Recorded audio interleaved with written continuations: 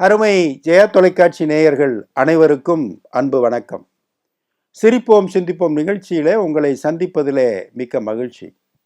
வேலை பார்க்கறது, அதுவும் ஒரு இடத்துல தொடர்ந்து வேலை பார்க்கறது பெரிய பெருமைன்னு பல பேர் நினச்சிக்கிட்டு இருக்கோம்.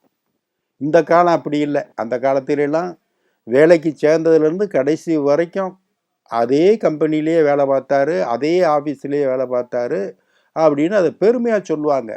நம்மளை விட்டால் அவங்கனால வேற ஆளை பார்க்க முடியாது, நம்ம தான் அந்த வேலைக்கு லாயக்காதர் அப்படின்னு வச்சுருந்தாங்க அப்படின்லாம் அந்த காலம் இருந்துச்சு. இப்போல்லாம் அப்படி இல்லை. 2 வருஷத்துக்குள்ள 6 கம்பெனியாவது மாறினா தான் அவர் திறமைசாலி அப்படின்னு இப்போ சொல்கிறான். இங்கே ஒரு 3 மாதம், அங்கே ஒரு 3 மாதம் அப்படின்னு பேப்பர் போட்டுக்கிட்டே இருப்பாங்க.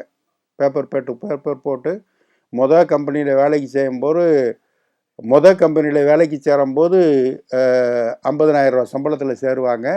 2 வருஷத்தில் 6வது கம்பெனியில் 2 லட்ச ரூபா வாங்கினாலும் வாங்குவாங்க. ஏன்னா அது திறமை. இப்படி அவருடைய திறமையை காட்டு பதவி உயர்வு, சம்பள உயர்வு அவர் கிடைச்சிக்கிட்டே இருக்கு அப்படின்னு பெருமையாக சொல்லுவோம். முன்னாடி அப்படி இல்லை.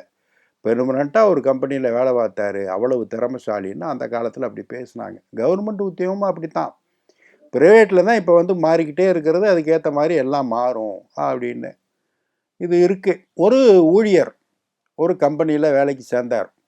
கிட்டத்தட்ட 6-7 வருஷம் ஆகிப்போச்சு. அதே வேலையிலே இருக்கார். எந்த மாற்றமும் கிடையாது. அதே மாதிரி வேலைக்கு போக பார்க்க திரும்பி வர இப்படியே இருந்தார். அவர் ஒரு நாள் திடீர்னு அவருடைய முதலாளிகிட்ட போய் நின்னார். 6-7 வருஷம் ஆகி பிறகு போய் நின்னார். என்ன விஷயம் அப்படின்னு முதலாளி கேட்டார். ஐயா, என்னுடைய வேலைக்கான சம்பள உயர்வு, அப்புறம் என் வேலையிலேயே பதவி உயர்வு, இந்த 2 வரக்கூடிய காலம் இப்போ நெருங்கிக்கிட்டு இருக்கியா அப்படின்னு அந்த முதலாளிகிட்ட சொன்னார். அப்படியா, எனக்கு தெரியாமல் சம்பள உயர்வு பதவி உயர்வு 2 நெருங்கிக்கிட்டு இருக்குன்னு எப்படி நீங்கள் சொல்கிறீங்க அப்படின்னு. அதுக்கான தகுதி என்கிட்ட வந்துருச்சுன்னு 3 கம்பெனி முடிவு பண்ணி வச்சுருக்கியா இப்போ அப்படின்னொடனே பயந்துட்டார் முதலாளி. ஓ, 3 கம்பெனிலேருந்து ஆஃபர் லெட்டர் எதுவும் வாங்கிட்டான் போட்டிருக்கு, பதவி உயர்வு சம்பள உயர்வெல்லாம் போட்டு. அப்படியா, எந்தெந்த கம்பெனி அந்த 3 சொல்லு அப்படின்னு. அது வேற ஒன்றும் இல்லையா, நான் வீடு கட்டுறதுக்கு கடை வாங்கியிருக்கேன்ல பேங்க்கு, அது ஒரு கம்பெனி. நான் பதவி உயர்வு சம்பள உயர்வுக்கு தகுதியானவன்னு முடிவு பண்ணிருச்சு.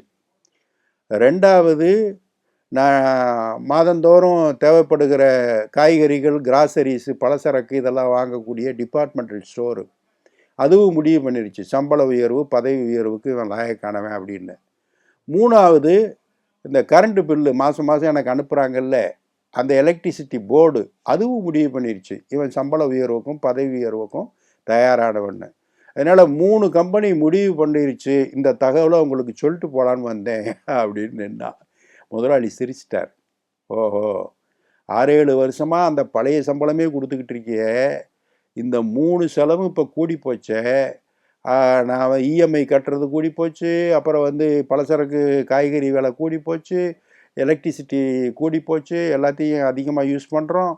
இப்போ இதுக்கெல்லாம் ஏற்ற மாதிரி பதவி உயர்வோ சம்பள உயர்வோ கொடுக்காம வச்சுருக்கேன்னு முதலாளி சிரிச்சுட்டு உடனடியாக கூப்பிட்டு அவருக்கு சம்பள உயர்வும் பதவி உயர்வும் கொடுத்தாராம். எப்படி பாருங்க, போராடி பெறுவதை எப்படி வாய் சாதுரியத்தில் வாக்கு சாதுரியத்தினால ஒரு நகைச்சுவையாக ஒரு கருத்தை சொல்லி இவர் பெற்றார் பாருங்க. இப்படியும் நடக்கும்.